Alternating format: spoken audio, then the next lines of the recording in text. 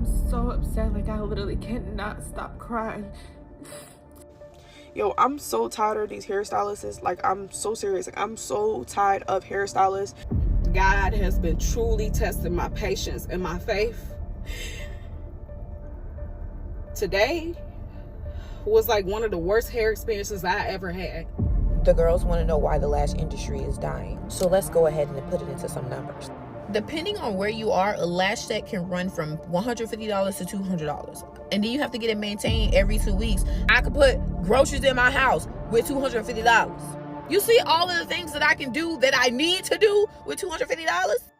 The DIY community is not just growing, but it's thriving. In today's video, I'm going to be reacting to some of the most outlandish hairstylist rules, pricing, and experiences that are pushing people straight to YouTube University. At this point, it's not about being cheap. It's about being tired. We got $50 to $100 deposits that are non-refundable. We have 300 plus styles that don't even include any hair. Come wash, braided, blow dried, parted, and laid to the side. And if you think I'm being dramatic and you're a day one on this channel, y'all have seen my experiences and what I have dealt with when it comes to Houston stylists. A stylist have asked me to part my own hair when I was getting braids before. Yeah, you're training us to be your replacement. So now people are tapping into YouTube University, Amazon, and going to their local beauty supply store to figure it out and do it themselves because something has to give. So let's go ahead and get into this video. And I do want to state that I'm not making this video to bash stylists because I have met some amazing stylists that deserve every dollar and their price actually reflects the service that you're getting. But unfortunately, that's just not the overall picture. Every time I scroll on social media, I cannot see, it was not hard to find content for this video. Even myself, I have, over the past couple years, I have had a plethora of experience with stylists, and I keep going back and I keep going back because capitalism does what capitalism is going to do. But it does get to a point where it's just like, when is this going to stop? I've been going to my nail tech since about 2019, 2020. Even when she moved shops, I moved with her. But today I was like, you will no longer get my money. I text her. I had an appointment at 2:30. I text her saying, hey, girl, I'm running about 15 minutes behind. I was on the phone with my dad's cardiologist. My dad has a defibrillator for his heart. So I'm like, hey, just heads up. And then she was like, I said, well, we have to reschedule. And then she was like, yeah, I have back-to-backs, so we'll probably have to reschedule. And then she said, but unfortunately, you will have to pay the fee for this appointment. I said, okay, how much is the fee? She said $30. And I said, $30? And she was like, yeah, it's half of the service. This is my thing. This is why I said I'm not going to her anymore. And it's all love from a distance. I've been going to you for years now. I've never been this late to an appointment. But you, on the other hand, you have rescheduled my appointments last minute. You've pushed them forward hours. Hey, I can't find somebody to watch my kids, or my kids are sick, and I understood. I said, okay, no problem. But you are telling me, oh, you're 15 minutes late, I'm going to have to charge you after I've been your client for years. To me, that's a little somehow. And to me, people like that cannot get my money, unfortunately, anymore. And the thing is, like, you're a little bit even out of the way. You're a little bit far. So, like, I don't know. I don't know how to feel about that. I just feel like, for this to be my first time, and this is like, well, you still got to pay that money. Yeah, y'all can forget about it. If I could do nails like I do my own hair, y'all wouldn't get my money in that industry either because, yeah. So you're going to miss out on a 6-year client over $30. It's $30. Even if it was $60 or $100, this client has probably paid you well over $1,000 if she's been a client for the last 6 years. And this is what I'm talking about. They don't offer any grace at all. So my friend's situation was a little bit different. It was her lash tech, and I think she was about 1 minute. She said she was 1 minute late. She missed a light, and that caused her to be 1 minute late. And then the stylist charged her a $15 late fee. And she said that was the last time that she was going to see her because I've been going to you for years and you're gonna charge me $15 about 1 minute. And then if the roles were reversed, you want grace, you want empathy if something happens on your end. But one time in 6 years, she's 15 minutes late and it's a problem. That is called unprofessional. I know a lot of people might be like, well, that's just the policy. The policy is done. The policy is up. Like, the policy does not make any sense. And this is not even just in the hair industry. This is in every industry. People are lacking empathy and the money is all they see. For example, I don't want to be long-winded, but I booked an Airbnb I booked an Airbnb 6 months ago. This Airbnb for 3 days was $12,000 for 3 days. I booked an Airbnb. $12,000. You know how Airbnb splits your payment. So the first month my payment was supposed to be, I guess it was $6,000, and then 2-3 months later to charge my card, and it was an additional $6,000. My card was lost at the time because I was dealing with theft and different charges and things going on with my bank, and I was waiting for a new card. When Airbnb tried to charge my account, unfortunately, the payment did not go through. Airbnb tried to charge me 3 times. Finally, the same day that my reservation was canceled due to non-payment, I contacted the host. The host was like, "Hi, can I help you, Asia? I see you cancel your listing." I said, "No, my listing was automatically canceled due to the fact that the payment couldn't go through. I unlocked my card. You can try to repay again." Unfortunately, the Airbnb host was just like, "Okay, we don't have the money yet. You have to deal with Airbnb." Reached out to Airbnb. They said if the host allows you to rebook for the same exact dates, we'll go ahead and go through with it. I go ahead and contact the host, and I'm like, "Hey, I noticed that I'm trying to rebook, but the price has went up to $14K. Mind you, I booked this accommodation over, I want to say, 6 months ago. I booked it over 6 months ago." And she was like, "Unfortunately, due to dynamic pricing," like basically she tried to throw it on Airbnb because of a very minor mistake. I'm keeping you in business. I'm paying you $12,000 for 3 days. And because of a very minor mistake, you're telling me you can't give me any grace with this? Like, you can't give me any grace. Mind you, I caught it the same day that it was canceled. It was canceled for 3 hours. You couldn't give me any grace. She didn't want to take the house off the market. She didn't want to do anything. And because of that, I did not want to do business with her anymore. And it makes me so upset that I still have to do business with somebody, although they do not deserve it, because this is the only thing that's now available in the market. Like, my trip is coming up in like 2 weeks, if y'all get what I'm saying. And I'm just like, the lack of empathy, the lack of grace, the lack of unprofessionalism is the reason why your business is not going to thrive. But because I spend over $60,000 annually with Airbnb, of course, they went ahead and gave me a discount code to kind of come back that $2,000. But it was just a loss of unprofessionalism. Even if Airbnb wasn't going to do anything about it, I spent over $60,000 with you annually. So if you weren't going to do anything about it, then you would have lost a customer, because the lack of unprofessionalism, the lack of empathy, it goes a long way. And people don't understand that when it comes to business. But let's go ahead and go to the next one, because y'all can kind of tell when we get to talking about this topic, I get passionate about it because I have been through things when it comes to service providers so many times. And it just gets to a point where it's just like, damn, I'm really going to have to start to figure stuff out myself, because it feels like an inconvenience to be serviced in today's time. Can you tell me what you would do in this scenario? And if you're a hairstylist, you get extra points for dropping a comment. Okay, so let's say you make an appointment with a new hairstylist you've never been to. You arrive 30 minutes early for your 12 o'clock appointment. You arrive at 11:30, your appointment is at 12. But due to the way the storefront looks, the salon looks on the outside, you text her just to make sure you're at the right location. The stylist says, "Yes, you are at the right location, but I'm actually not there. I'm actually en route, and I have a client before you. I'm starting late today." Now, you understand that things happen, but texting your client 30 minutes before your appointment is absolutely absurd. You tell her that you actually arrived early and you're actually sitting outside in your car for your appointment because you wanted to avoid the $1,000 late fee that she charges. She then asks you if you can go home and come back. You tell her that you live 45 minutes to an hour away, so it wouldn't suffice. But what time do you anticipate to start my hair since you have another client? It has been 30 minutes and she has not responded. What do I do? That's asinine. That is crazy. And you see how the roles are reversed, but there's no courtesy. So you would charge her a late fee, but you're going to be 30 minutes late and there's no accountability. This is an ongoing thing that I have seen through the service industry. I can see if it was just like 2 minutes, 3 minutes, but the fact that you're not even communicating with her after the fact is diabolical. Like, it's crazy. just crazy. Let's go ahead and go to the next video because like I said, it's never ending. There's just a plethora of different examples of people being unprofessional online. On what planet is a nail set that looks like this worth $106?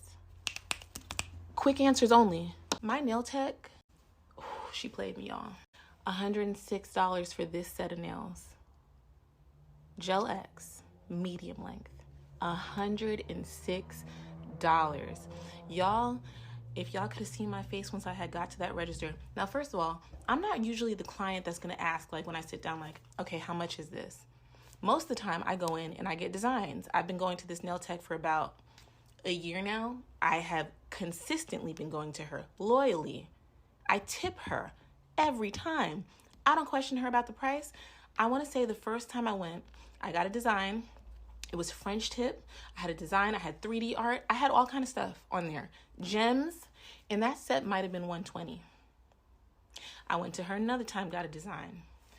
The price creeped up a little bit. We got to like $127. I was like, okay, yeah, okay. Then one of And that's how you lose a client. Baby girl, she charged you for being in her presence. She charged you for breathing the same air as her.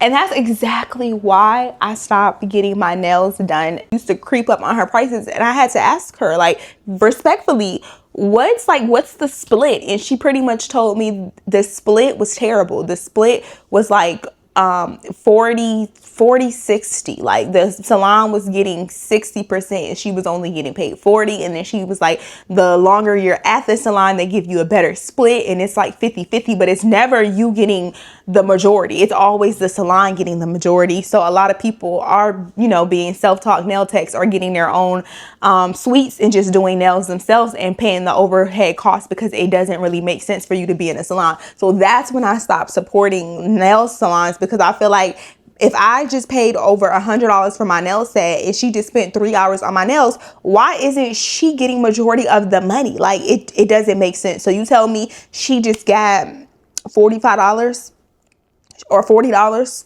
$45 to $45 for spending 3 hours of her time, and the nail shop is getting everything else. No, like it didn't make sense to me. So that's when I stopped supporting nail salons. And that was about 2-3 years ago. I rarely go to a nail salon, and like she said, like the prices, they just stopped making sense. I'm a basic girl. I get the most basic French tip. That's all I get. My French tips used to be like $60 when I first moved to Houston. Now every time I get my nails done, no matter if it's a short, medium, long set, the prices does not make sense. It's like the McDonald's fry. When you get a small, I think a small is like $1, maybe $1.20, and then when you get a medium, it goes up to maybe like $1.89, and then a large is like $2.14. And it's just like, at this point I might as well get a large because it's not making sense. The prices stop making sense. And I think this is the reason why a lot of stylists, they started increasing their price, because they're like, oh well, nail techs are getting $200 for spending an hour to 2 to 3 hours on a lash cluster. Then as a nail tech, why can't I get this? If not nail techs, y'all, if, what do you call them, the lash girls, or if they're getting paid $80 for a wax, then why can't I charge $500 for braids? Like, that's the mindset of these stylists. They see what other people have going on and they feel like, oh, I have to go up on my prices, because a lot of people are going to tell you online, you don't know your worth. And I think you need to take into your demographic, your audience, the area, you have to take all these things into account. Just because you see them online talking about they charge $600, $700, are you in an area where you can charge that much? And does it make sense? Are you licensed? Are you in a salon? Are you getting professional? It does not make sense, y'all. And I'm going to go ahead and show y'all one of the over the top reactions, but very valid. Yo, I'm so tired of these hairstylists. Like, I'm so serious. Like, I'm so tired of hairstylists and them not taking accountability and them thinking they can talk to their clients any type of way. Because that is not how you run a fucking business at all. Like, at all. So I booked my appointment a month ago. For last week.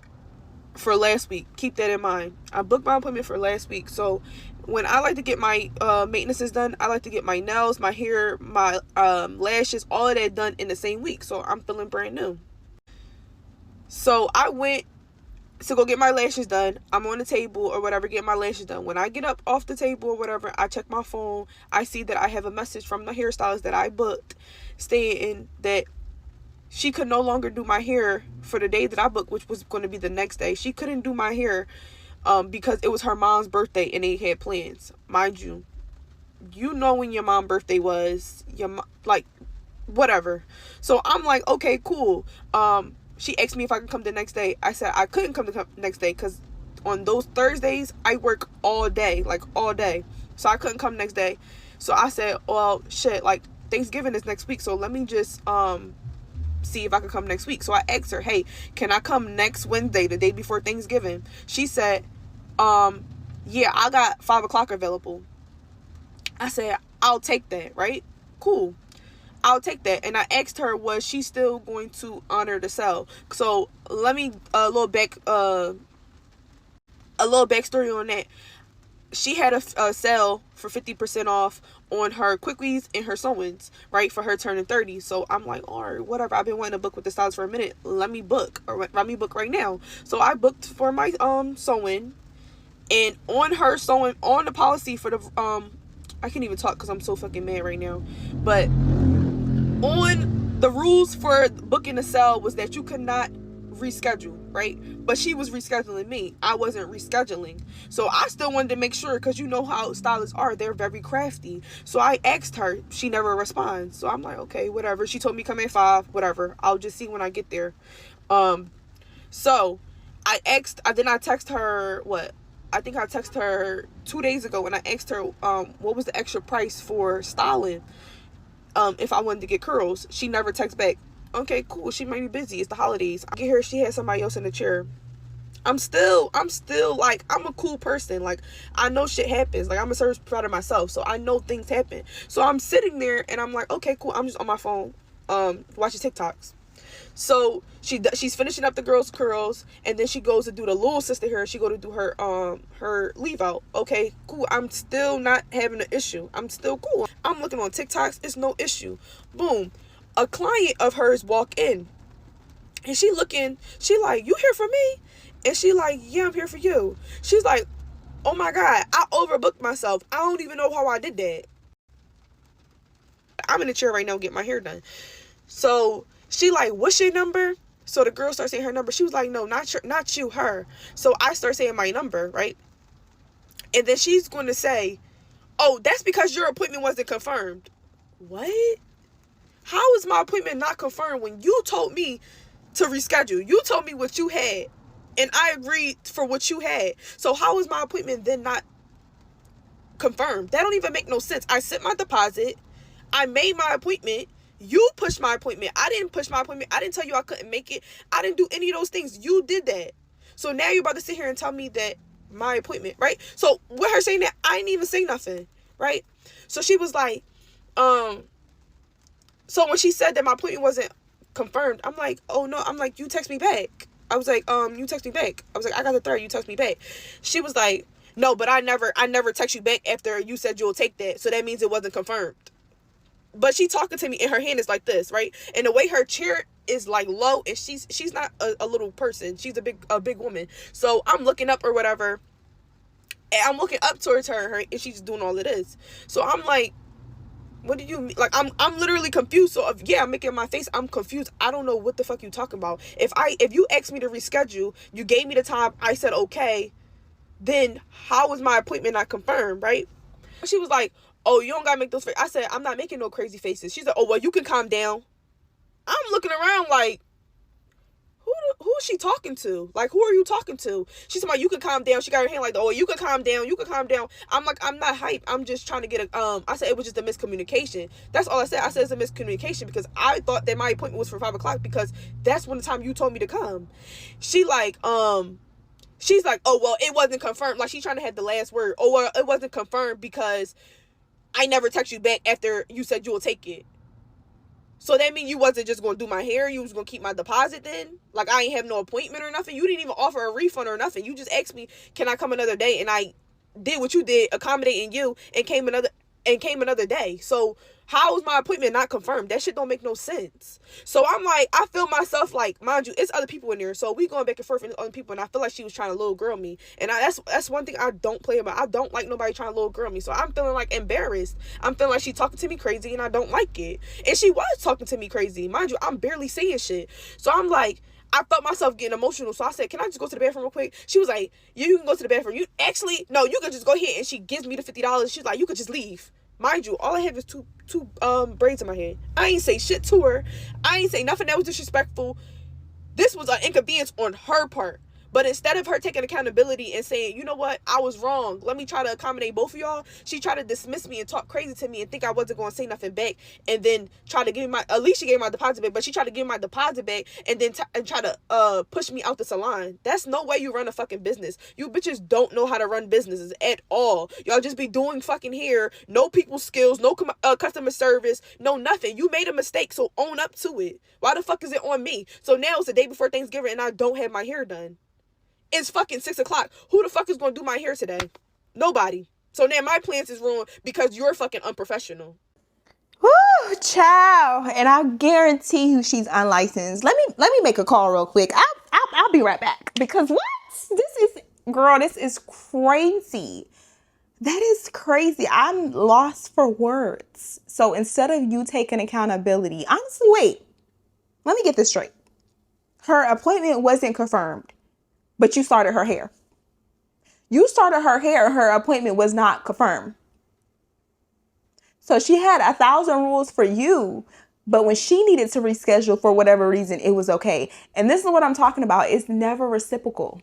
It's never. It's like you set up all these rules and policies to set yourself up and protect yourself up for unprofessional clients, and then you become the unprofessional client, but just the stylish. Like you become the person that you're trying to avoid with all these different policies and rules.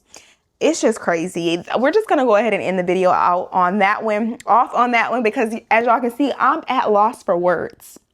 Like this doesn't make any sense, and it's crazy how many times this happens.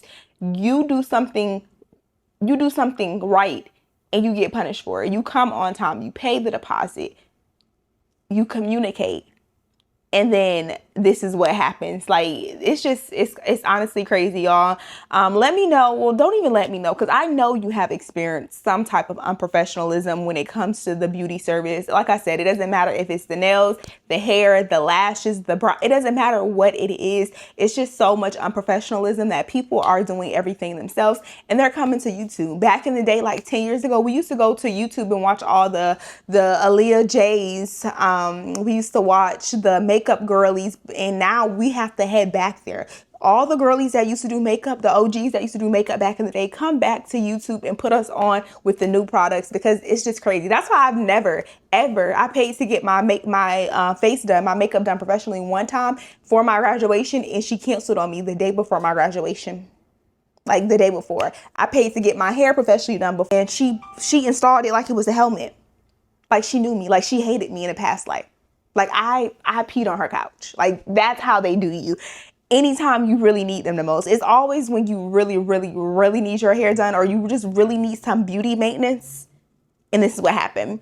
But let me go ahead and close this video out. Let me know if you've ever experienced anything unprofessional, or what are you DIYing going for? Is it going to be clothes? Because the quality ain't there either in that room.